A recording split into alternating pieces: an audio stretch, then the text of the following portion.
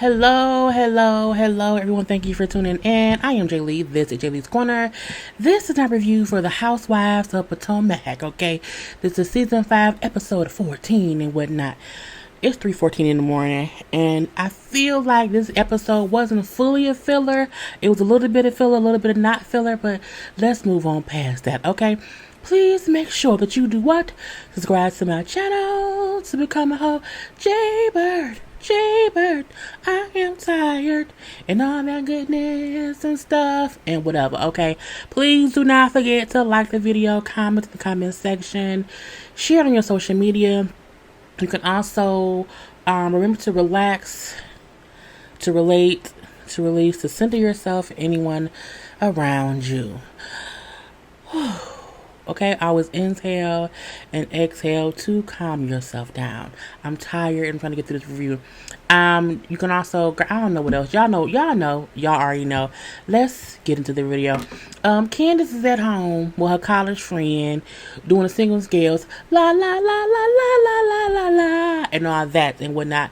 I didn't care too much, okay? She wants to sing since she had that song of hers remix. We don't care that much either, okay? She then goes to meet with Chucky, who was a big deal in DC. I can't remember exactly who he is, but I know he's like someone, so don't drag me for that. But she goes to meet with him because he's the one who remixed her song, and the song sounds amazing. Whatever he did with her and her voice, in my opinion, this version is much better than the wedding version she did. I like a catchy beat.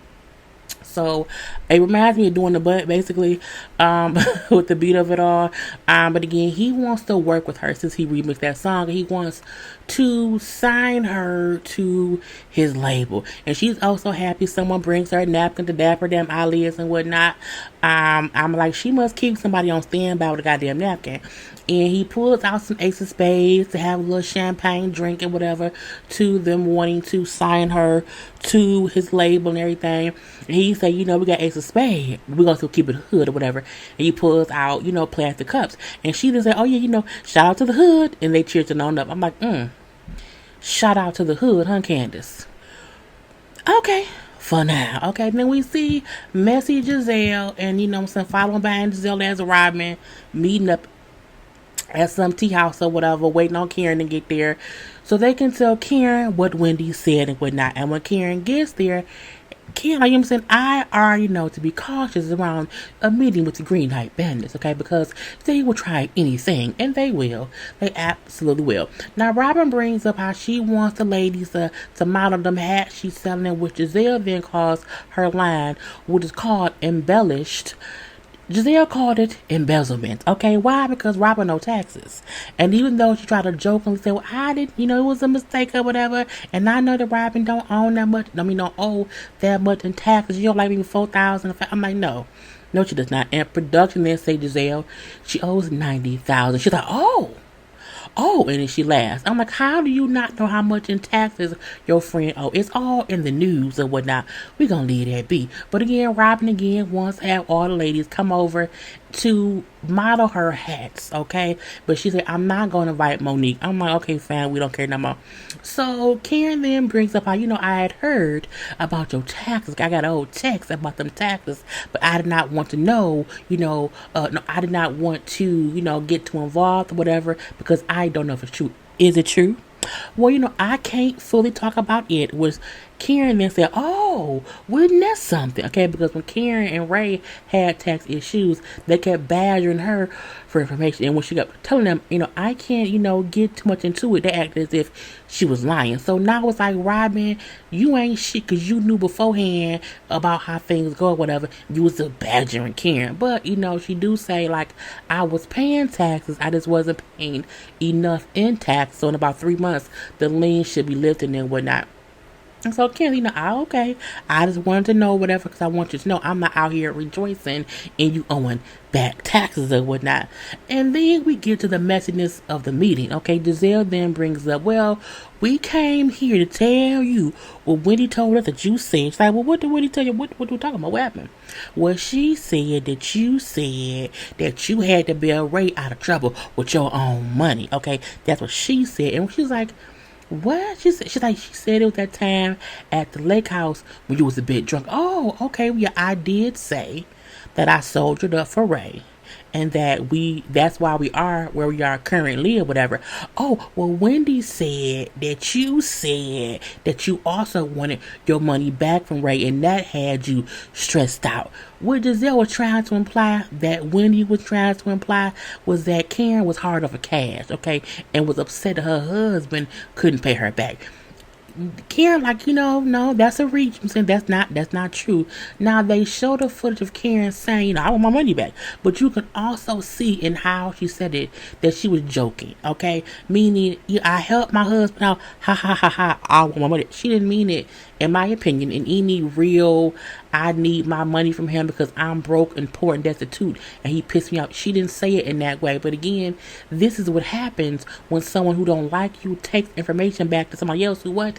Don't like you. Because Karen don't like Wendy, okay? Even though she may not like Wendy, no, Wendy don't like Karen.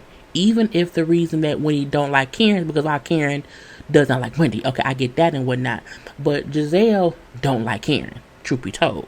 And so for Karen to have information being spoken about her from Wendy and Giselle, I'm like, girl, it's all a whole bunch of miscommunication and whatnot. And so Karen say, I will admit that I said that Wendy was ignorant. Okay, I did say that. Oh, well, she didn't tell us that. Oh, we didn't know that. So that bit of information is juicy to Giselle because she's messy.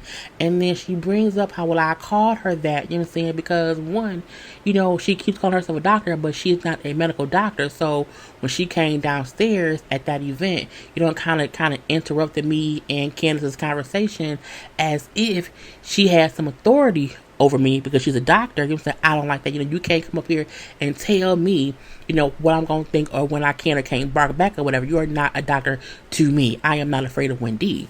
And so this conversation, I'm like, Giselle and or Robin gonna take all of that back to Wendy, and she not gonna sit in any way that Karen said it.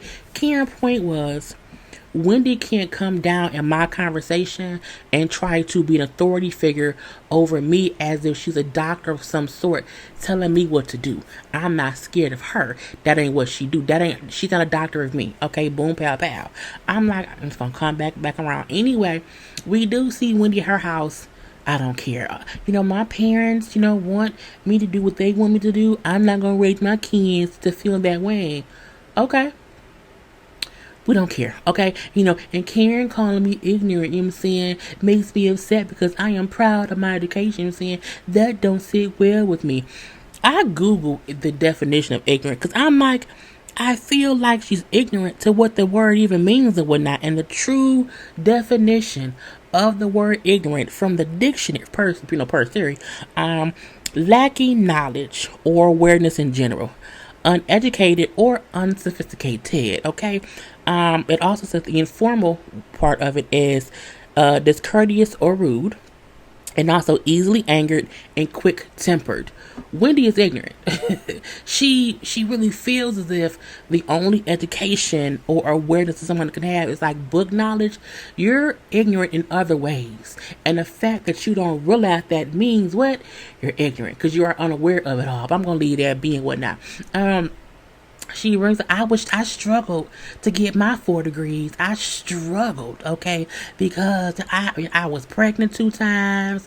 My father passed away, at one point or whatever. So girl, you did not experience anything else the other people have not dealt with too.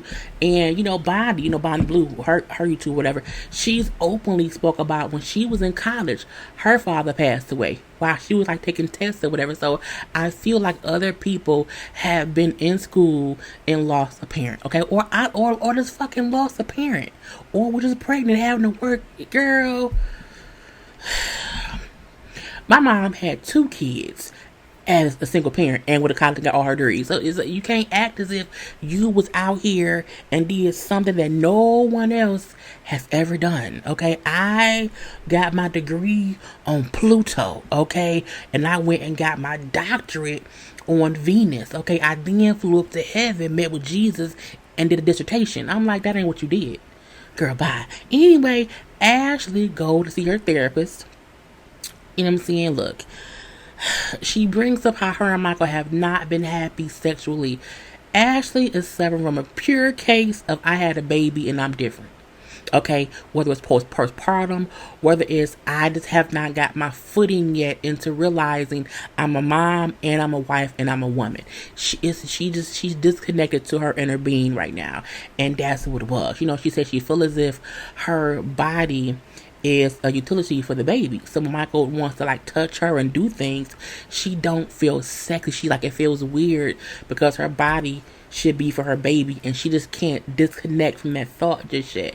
And the doctor's like, you need to get back to doing things that made you happy before having the baby, because a lot of women live in this fog after having a kid. You know what I'm saying? So sometimes you just have to put yourself back in whatever old shoes you was in to remember, who you are and whatnot. I'm like, okay, that's fine.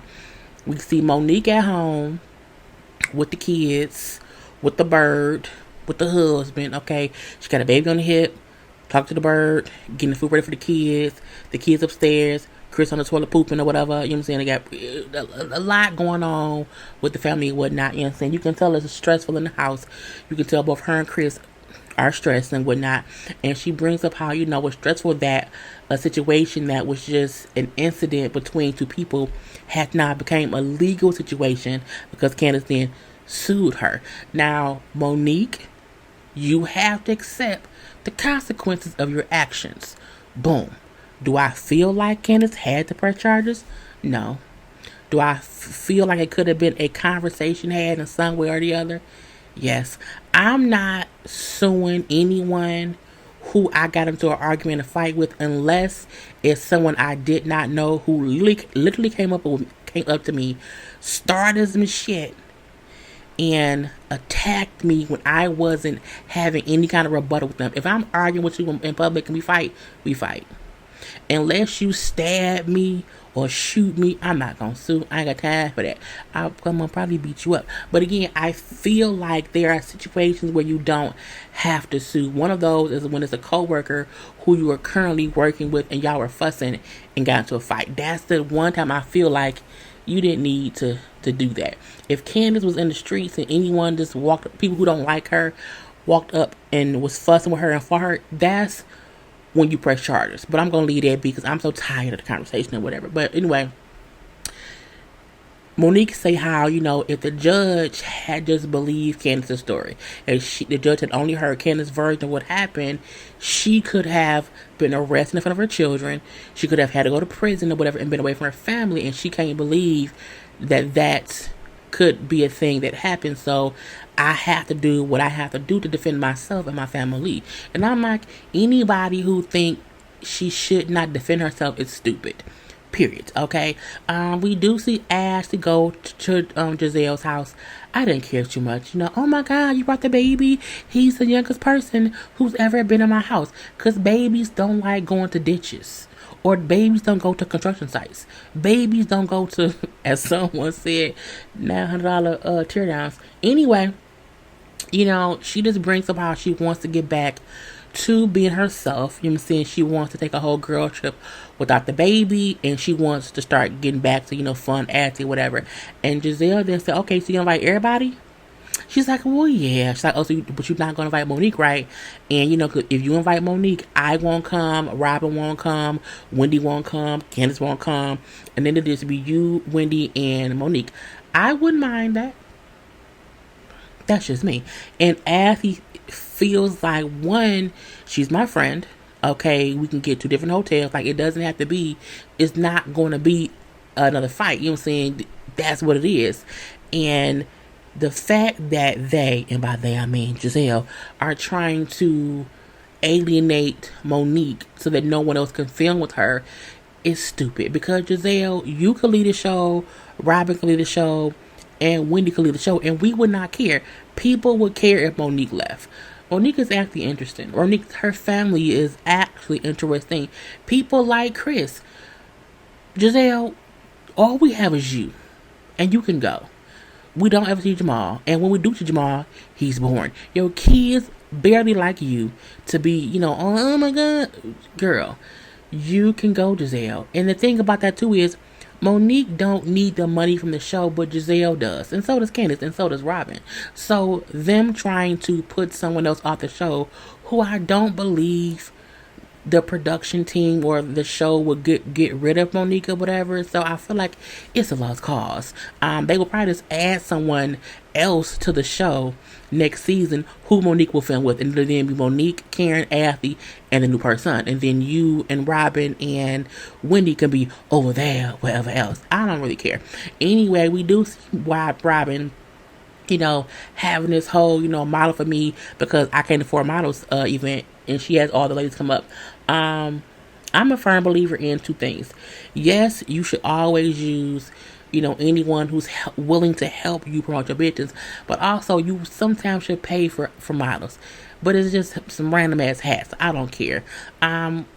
Giselle gets there with a pirate shirt on that I think about getting a picture of, and Wendy gets there, and when Wendy gets there, both Giselle and Robin, girl, Karen said that you ain't no medical doctor. I'm saying Karen was making fun of your walk, and I'm like, she just walked her bad wig having ass in the room. Let her bad wig sit down, okay? Giselle and Robin, y'all are some messy bitches. Y'all are some messy hoes. I don't like y'all. Anyway, so they rag into Wendy about the conversation they had with Karen at the tea house. I'm like, see, that's how Karen said freaking frack of the Green Eye Bandits is always up to some bullshit. And so Wendy then said, you know what, Robin and Giselle, I feel like, Karen is a hater. Okay, she's a hater, and when she get here, I'm gonna handle that. Robin then says, see, it would not be an event of mine if Giselle did not start some shit. We then see the last time Robin had an event, that damn house, it took her 4 years to sell, with Giselle started a fight with a pregnant Monique. And now what did Giselle do? Start another situation between Wendy and Karen. And at Robin's hat modeling event. Now, it wasn't nobody there besides them and the photographer and one paid model who looked like Katie Rose or whatever. So I'm like, it's not like it was like an event. You could have got your cell phone and just took some pictures, but I'm going to leave that be. Anyway, we then see all the other ladies arrive, except Wendy, of course. And they all then take pictures in their hat. So, Athy then brings about, you know what? I want y'all to know that my therapist said I need to get back into having fun and whatnot. So, I want to go on a cash trip. And we're going to, and she opens up a little flag or whatever. And they like, where are we going? Candice say, is it China? But like, China? No, it's not China. Wendy then guessed Portugal, and it was Portugal. She said, I knew that because I watched soccer, and I knew the Portugal flag from soccer or whatever. I'm like, fine. And she lets them know, well, Monique will not be coming because I don't want her feeling some kind of way, and I don't want, y'all all not want to come or whatnot. Girl, we don't really care.